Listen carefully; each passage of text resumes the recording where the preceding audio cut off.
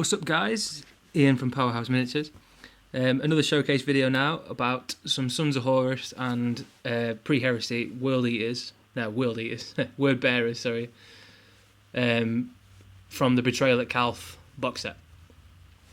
Now, at the minute, I'm painting about 3,000 points of Sons of Horus at Warhammer 30k. I'm mostly using bits from the Betrayal at Calth box set, the plastic one, some Forge World bits thrown in, some of the upgrade kit, just bits and pieces from all over. And I'll show you in a minute. I've got Centurion Forge Lord, which I've just used loads and loads of different pieces from, as I'm going to on the rest of the army. I'll be selling this on eBay. It's always a bit weird talking about money or like selling things, especially when they're painted, because it's only really worth what someone's willing to pay. So half the time, like on some of the selling groups on Facebook or on eBay, you know, if someone tries to charge too much, it seems to wind people up, and that is actually a bit of a it's quite a big, it's not a problem as such, but it's quite a big thing to bear in mind that like if I've, as a, well, and I use these words lightly obviously, but as a professional painter, buying something for retail and then selling it on, I am doing that for a profit. And again, even though it is about a passion and a love and an enthusiasm for miniature painting, it is my hobby at the end of the day. It's, you know, it always will be. But I am doing this to make money, or to support myself and pay my bills and everything. And you know, you do have to make a profit. So yeah, a bit of a weird one actually. You know, I like to talk about that a bit more. I probably will ramble on about that throughout some of these little videos, but yeah, I do make money. I do charge, and you know, profit's not a dirty word. Like, I do this for you know, on commission, sell things on eBay, and yeah, bit weird. I had a few not nasty comments or whatever, but people just thinking that my time isn't worth as much, or you know, I shouldn't try to charge more than I make, or you know, more than I do, or whatever, or like to charge 50 quid for a dreadnought's too much, etc. And again, that's just a subjective thing, you know, that's a real personal thing, so who knows. But I'm going to keep doing it. I'm not going to stop, so shut your mouth. All right, so I've used the Betrayal at Calth plastic box set, not the resin ones, but like I said, there are some little conversions and resin pieces involved. So the first one I'm going to show you is this 1,000 Suns Dreadnought. Now I've got the Martian Iron Earth on the base, the technical, so it's got a little cracked effect. And it was just a real simple sort of airbrush thing with Mephiston red, and then a bloody red from Vallejo Game Air with just chips and scratches with a sponge, loads and loads of Mornfang brown chips, some of the darker Dryad bark chips, and then some silver around the edges. That takes no time whatsoever, and it looks really cool. Like, it, you know, you could do it all with a brush, and you could go in, but it'd take, I mean, just so long to go through, especially with a slightly larger model. So the gun barrels and stuff are done with it's platinum, I think, from Vallejo Model Air. I think it's platinum, a really, really light silver, like a really, almost like a white silver. Across some of the metal parts, and you can see on the gun barrels as well. I've done that with a sponge, and that gives them like a chipped, sort of worn effect. I did Stelloc Aethon. I got no idea how you pronounce these names, by the way. Like, people just pick and choose how they pronounce them anyway. So that guy, try and get him in focus. Just 1 second. These. Yeah. So just a tabletop job. Nothing special. Nothing mental. Just try to keep it as smooth as possible, try to be as neat as possible, which is always good, like, you know, with the edge highlights and the, you can see that now, across the cape and the bolter, just with a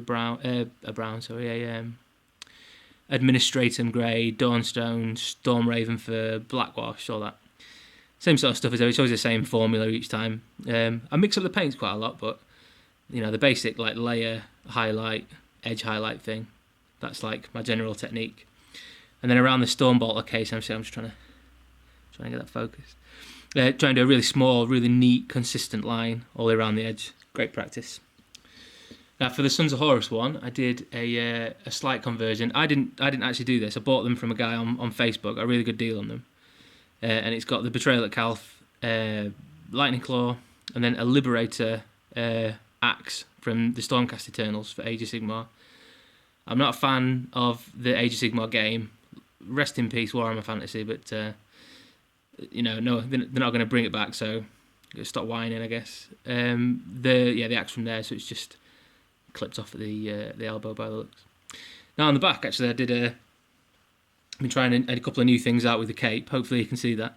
So I started the layering with Death World Forest, and then washed the entire thing with it's like the turquoise shade, Celia green shade from Games Workshop, and then highlighted with a bit of it was Administratum grey on the very tips and then white on the centres. So you sort of go over it. It's the same sort of technique I used to paint salamanders' faces that have the darker, sort of the black grey skin, where I'd do a turquoise sort of colour first and then go over with the grey, and it looks like you've done sort of coloured shade or something like that. Again, as with a lot of these things, it takes a lot less time, but looks pretty cool. Now the Forge Lord, the servo arm is from Ferrus Manus. The base bit, like the little rock that he stood on, is from Horus the Warmaster's base. Then he's got Forge World, torso, and shoulder pad from the Sons of Horus upgrade kit. Combi melter, Cyber Familiar on the base from the Space Marine Devastator kit, and the legs are also a Space Marine Devastator Sergeant from the new kit, and they're really cool. Then a Forge World Navigator. This guy's model, the rules, are awesome. You check that out. It's 50 points, and he has like an instant death flamer thing for 50, which is crazy. It's called an Expeditionary Navigator. You can find the rules on Forge World. Just like a simple sort of non-Legion specific colour scheme. Just did him in blue as per the Forge World picture. But yeah, cool little model. Quite unique. But it's the rules. The rules are amazing. So check those out if you get a minute, because I couldn't believe it. It's really cheeky little cycle ruled.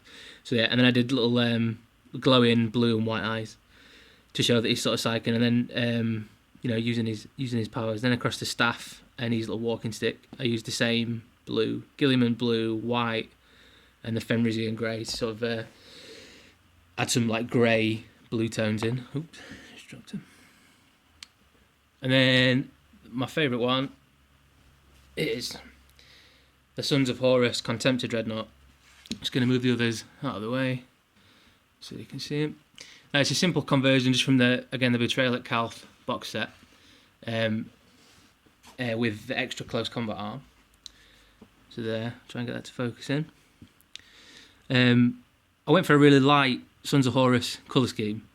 I've seen one or two Sons of Horus armies just lately that are green, and that is not. They look like salamanders, Sons of Vulcan if you want, but this one's a lot lighter. So I used Vallejo Dark Sea Blue with Cyberite Green, and then P3 Turquoise in the shades, and then to the Cyberite Green Dark Sea Blue mix from Vallejo, used Wolf Grey Vallejo Game Air. If anybody wants that recipe or whatever, I think I put it in the album on my Facebook page, so you can check it out there. But yeah, just loads of little chips and scratches and little bits and pieces on it. For the tone, it is a light colour. It's a bit lighter than the Forge World scheme, but like I said, I want it to be this teal sort of jade colour, and not green like I've seen them, because they're not supposed to be that colour. A Grelin Earth on the base, and then these sort of like dead wilderness tufts, but really cool. And again, that takes no time whatsoever, but looks really, really nice across the full army. And then on the banner on the front, it says Cathonia, which is the Sons of Horus homeworld. Bit of a mouthful. So yeah, loads of little chips, scratches, battle damage, little like long lines across the arm just there, as per the Forge World Horus Heresy book. I think it's book 1, either Betrayal or maybe book 2, I forget. The Sons of Horus have little strike marks for the little kills, so there's some of those on the shoulder pad, and then on his foot pauldron or whatever that is on the side as well. Yeah, just marking the amount of kills that he's got. All in all, pretty goddamn cool. I'm really liking them, and I think this 3,000 points, when it's all finished, should look amazing. But I am selling them bit by bit. I think it's really difficult for people to come up with like £500 or £600 in total in one hit for the full army.